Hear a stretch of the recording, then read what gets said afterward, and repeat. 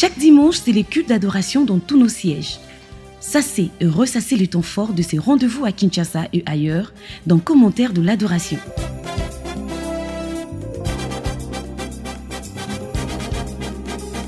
Chaque lundi, samedi et dimanche, vous trouverez votre part sur la télévision de Jésus-Christ.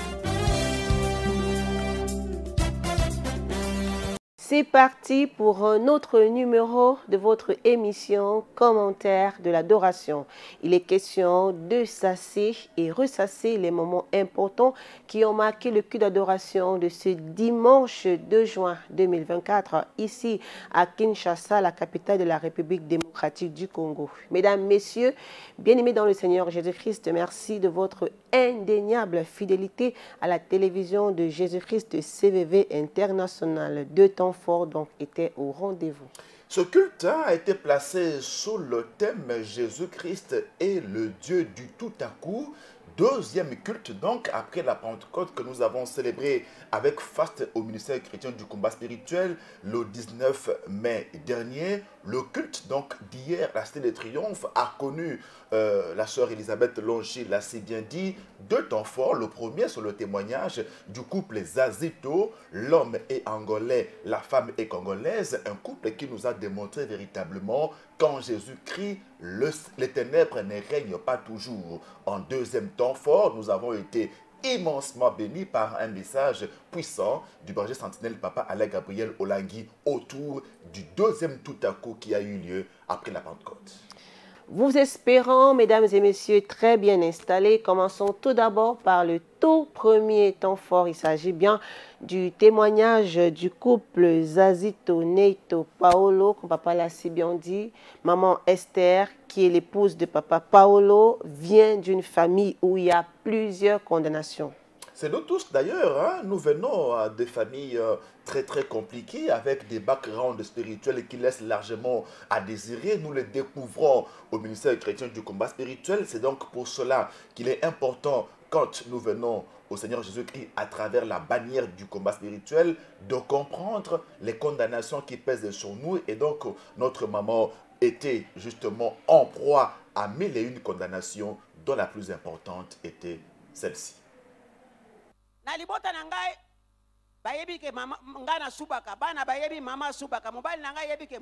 Dans notre famille, toute la famille savait bien que moi je faisais pipi au lit. Mes enfants savaient bien que je faisais pipi au lit, également mon mari.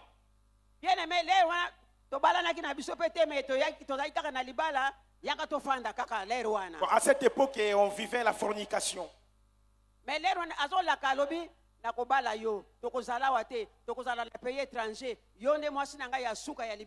Alors le mari me promettait toujours qu'un jour vraiment je vais te marier. Tu es vraiment la dernière femme que moi je vais marier dans ma vie. Et quand on commençait maintenant à mettre des enfants, les enfants aussi urinaient sur le lit. Ils savaient bien que non, ce sont les enfants qui faisaient pipi au lit. Oh, maman aussi faisait pipi au lit. Maman Esther Mabila souffrait donc du problème d'énurésie qui a commencé avant son mariage et qui a persisté même après son mariage. Faire pipi au lit, hein, ça peut se comprendre à partir d'un bas âge. Mais lorsqu'on grandit avec, de surcroît, lorsqu'on est marié, femme mariée, qu'on continue à faire pipi au lit, écoutez, ça devient infamant. Dégradant, humiliant, que les enfants sachent que notre maman fait pipi au lit. Et donc, notre sœur, maman Esther Mabila, était justement en proie à cette humiliation. Dieu merci, il a trouvé un homme qui l'a soutenu dans ça, parce que lui-même aussi faisait pipi au lit jusqu'à un âge très avancé. Et donc ça, c'est au combat qu'elle va réaliser en réalité qu'elle était confrontée à un problème d'origine spirituelle. Tout ce qu'elle a pu faire avant pour essayer de trouver la solution n'a pas marché. Il fallait finalement qu'elle réalise que c'était une donne d'abord spirituelle. Lorsqu'elle arrive au ministère, elle intègre le royaume des possibilités. Et là, elle comprend que Dieu est capable de venir à son secours, de trouver solution à son problème. Justement parce que dans ce royaume dit des possibilités, il y a des témoignages grands, des miracles que le Seigneur a opérés. Et maman Esther Mabie la comprend, donc elle doit s'accrocher. Et pendant sa recherche profonde de la délivrance, Dieu lui fait une révélation capitale. Et quand on montait sur cet avion, je voyais des tôles de l'avion qui étaient rouillées.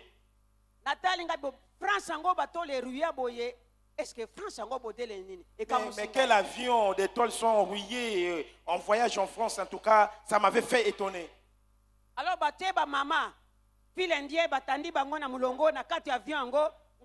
troisième personne. Et les mamans étaient en file indienne et moi j'occupais la troisième personne pour entrer dans cet avion.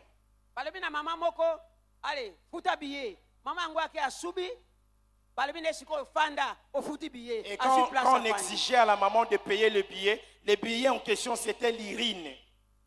Deuxième personne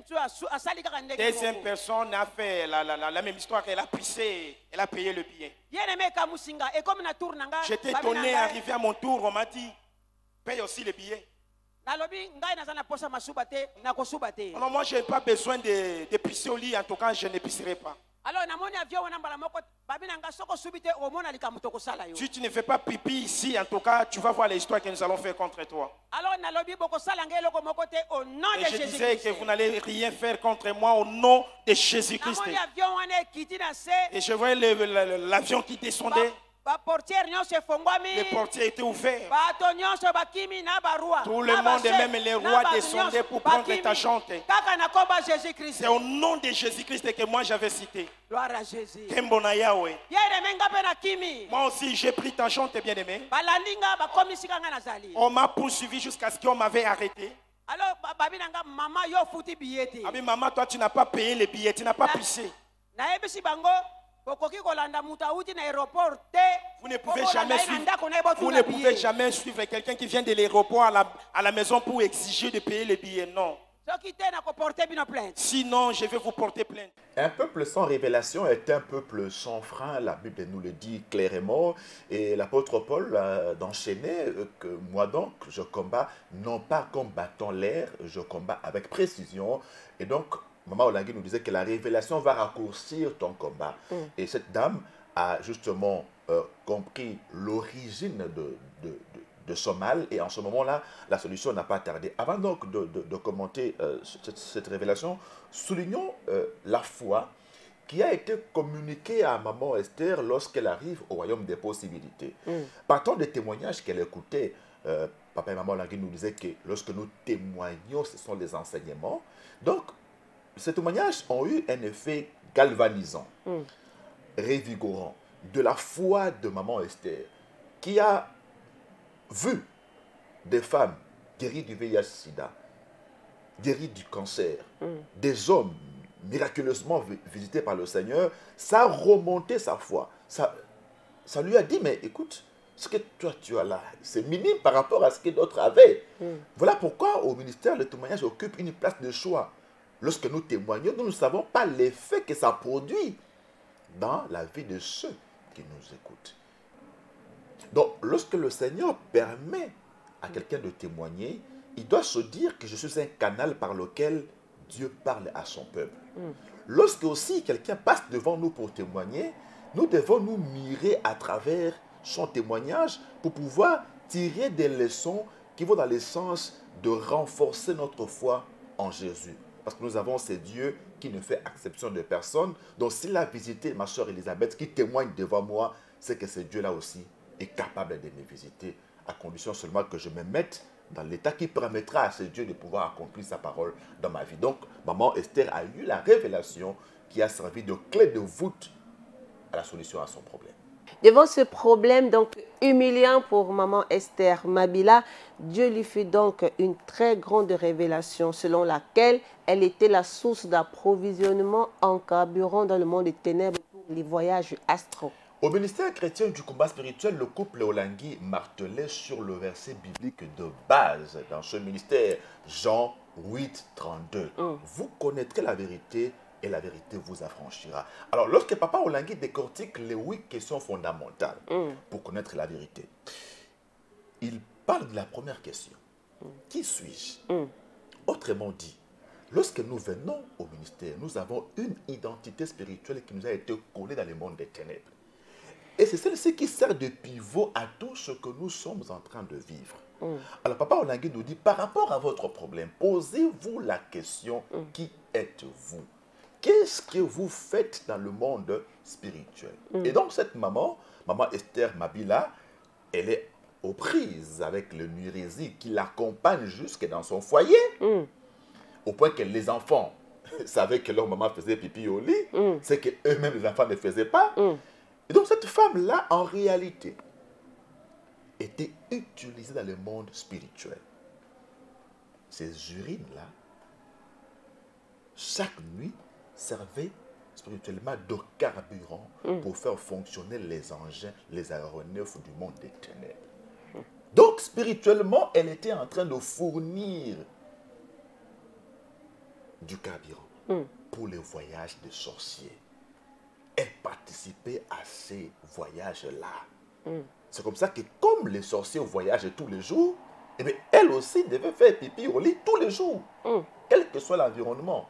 Elle avait une obligation de fournir du carburant à son corps défendant. Elle le faisait. Et donc, ça l'a entraîné comme ça jusque dans son foyer. Quelle humiliation, quelle honte.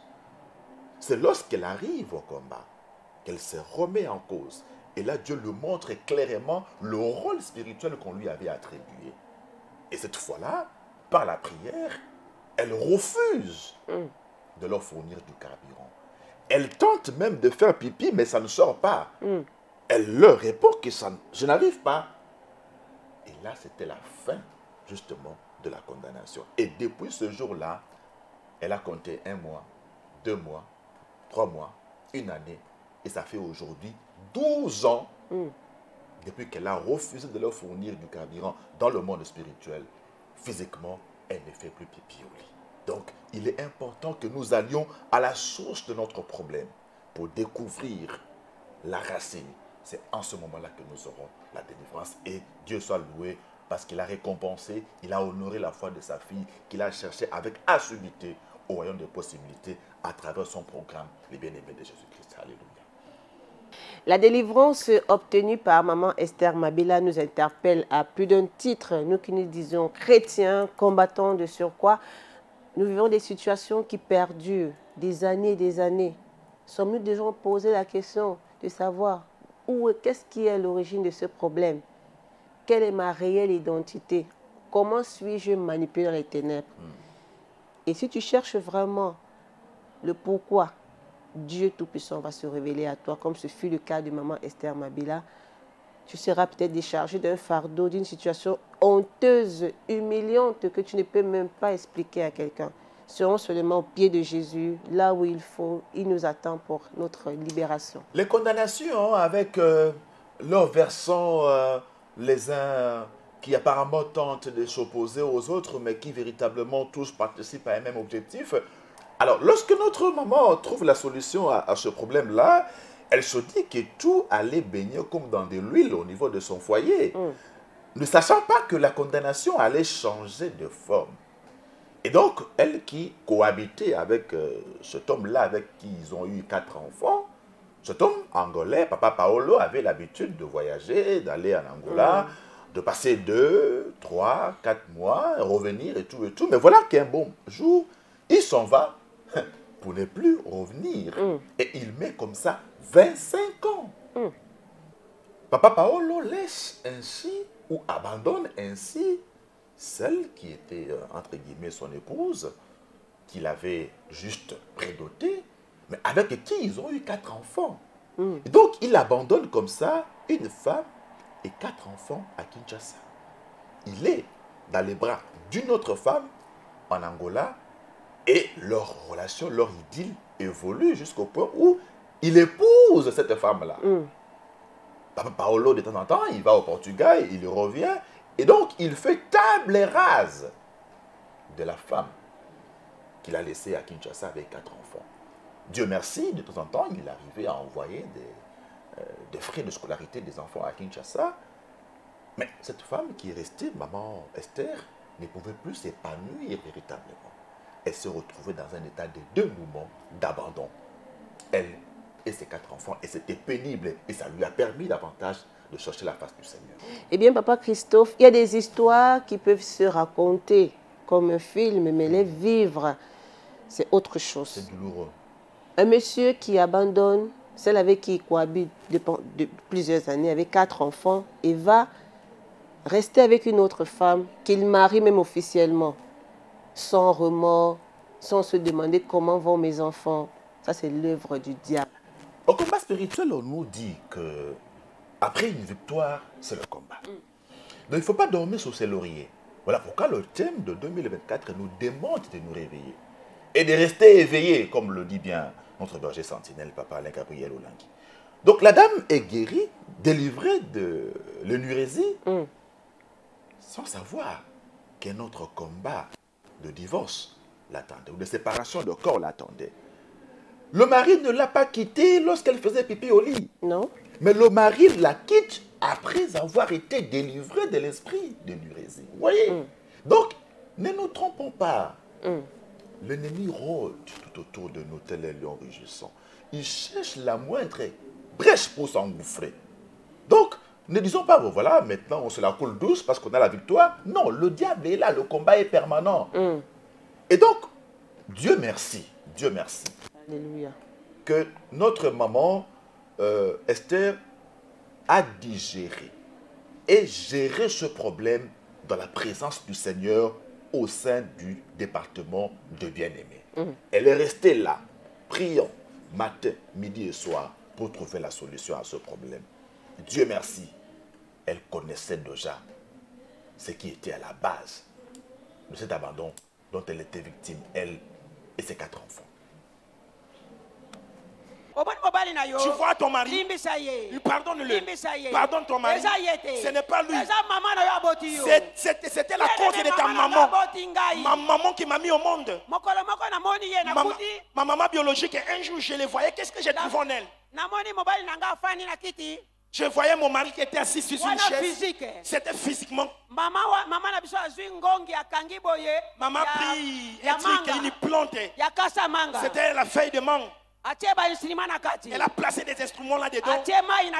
Elle a mis de l'eau. Moi, je me déplaçais tout petit. Elle a versé ça, le liquide sur le nez de mon mari. Et j'ai trouvé mon mari, on lui plaçait des histoires sur son nez. Et mais qu'est-ce qui se passe ici? Et maman n'a rien parlé. Mon mari également. Je suis venu au combat spirituel. Le Seigneur me faisait voir. C'est ta maman biologique qui a détruit ton mariage. Les jours où elle avait placé ces histoires sur son nez, il avait enlevé son intelligence et il ne réfléchissait plus. Maman Esther Mabila découvre donc l'origine. Pourquoi elle a été abandonnée par son mari? Sa maman était derrière tout ce théâtre. Comment comprendre qu'une maman qui a porté son enfant 9 mois dans le ventre, qui a connu ce qu'on appelle les contractions, les secousses de l'accouchement, se retrouve à être la première à envoûter son mari?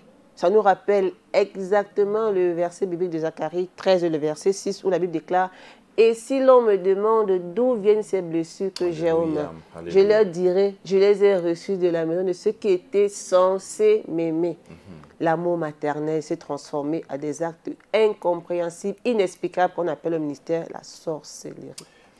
Dans la Bible, lorsque Samuel finit de oindre Saül, roi d'Israël, la Bible dit que dès que Saül eut tourné le dos, Dieu lui donna un autre cœur. Dans le monde spirituel, la sorcellerie, c'était également la même chose. Dès que vous êtes initié, le diable vous change de cœur. Et de vous devenez un homme sans cœur. Un sorcier n'a pas de cœur. C'est-à-dire qu'il fait des choses atroces, mais froidement, sans remords. Et la Bible a raison lorsqu'elle dit que l'homme aura pour ennemi les gens de sa propre maison. Vous l'avez si bien dit. 9 mois de grossesse. Et en même temps, être à la base du malheur de sa fille. 25 ans durant. La mère a envoûté le mari, entre guillemets, de sa fille pour que celui-ci abandonne son épouse et ses 4 enfants pendant 25 ans. il faut être au ministère chrétien du combat spirituel pour comprendre qu'effectivement, il s'agit là du combat spirituel. Et que nous n'avons pas à combattre et à lutter contre la chair et le sang, mais contre l'esprit.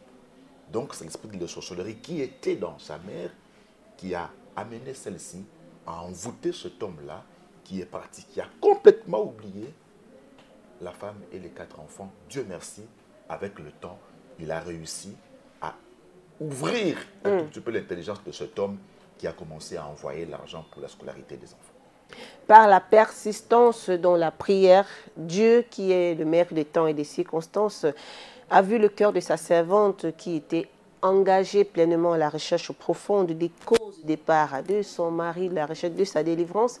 Il a touché le cœur de cet homme-là qui avait abandonné son épouse pendant 25 ans. Il est revenu donc à la raison. Dieu nous dit dans sa parole que la prière fervente du juste est d'une grande efficacité. Maman Esther était en train de prier assidûment ici à Kinshasa, et là-bas en Angola, Dieu était en train de bouleverser, de changer la donne. Cette femme qui vivait avec Papa Paolo, Dieu lui a dit clairement qu'elle devait quitter, abandonner cet homme, sinon elle en mourrait. Elle a tenu tête et finalement elle a passé l'arme à gauche. Donc, lorsque Papa Paolo se rend à l'évidence que Dieu était en train d'intervenir, que la main de Dieu était en train d'agir, de frapper, il revient au meilleur sentiment. Quelque part, je crois qu'il se dit que le Dieu de sa femme est en train de sévir. Et voilà Papa Paolo qui décide, 25 ans après, de revenir pour se rabibocher, se réconcilier, épouser finalement la mère de ses 4 enfants. Et Dieu prend le soin, préalablement, au retour de Papa Paolo, de préparer le cœur de sa fille. Dieu dit à notre sœur, Maman Esther, Mabila, sois prête à lui pardonner. Car le pardon est une puissance qui libère. Il va revenir, tu as prié pour qu'il revienne, et bien quand tu seras là, ouvre ton cœur, ne les rétrécis pas, afin que je puisse véritablement agir. Il a donc décidé d'épouser Maman Esther. Et aujourd'hui, quand vous regardez le couple, vous voyez véritablement qu'il respire l'air de la restauration avec ce Dieu. Notre Dieu est simplement merveilleux, il est formidable. Alléluia. Papa Paolo est donc revenu à la femme de sa jeunesse. Amen. Comme pour dire quoi, Amen. Papa Christophe, les ténèbres ne régneront pas toujours. Amen. Il y a un temps pour toutes choses. Autrefois, c'était la séparation, c'est maintenant le temps de la réconciliation. Alors, vous qui nous suivez de partout dans le monde entier, il y a un temps pour toutes choses. Pour vous, persévérez seulement. Le temps de votre visitation arrivera comme ce fut le cas de Maman Esther qui a oublié tous ces 25 années de souffrance, de précarité, seule. Aujourd'hui, Dieu a remplacé, Alléluia. Comme la Bible déclare, je remplacerai les années qu'ont dévoré la sauterelle, le gazelle et le hasam que j'avais envoyé contre vous. Job le dit, hein, je sais que mon Rédempteur Alléluia. se levera, même Alléluia. le dernier il Alléluia. se levera. Et quand il se lève, il met un cantique nouveau dans notre bouche à la seule gloire de son nom. Aujourd'hui, c'est la restauration. Et voyez-vous, Papa Paolo dit qu'il est revenu pour prendre son épouse et aller vivre avec elle au Portugal. Dieu est fidèle. Ce Dieu se laisse toujours chercher par ceux qui le cherchent de tout leur cœur. Ce Dieu est fidèle. Fidèle même à l'égard de ceux qui ne sont pas fidèles. Lui, il reste fidèle pour ne pas se renier, comme nous dit la parole de Dieu. Avant le second temps fort de ce commentaire d'adoration de ce dimanche 2 juin 2024, intitulé « Jésus-Christ est le Dieu du tout-à-coup », revivons ensemble un extrait de la louange du tout-à-coup.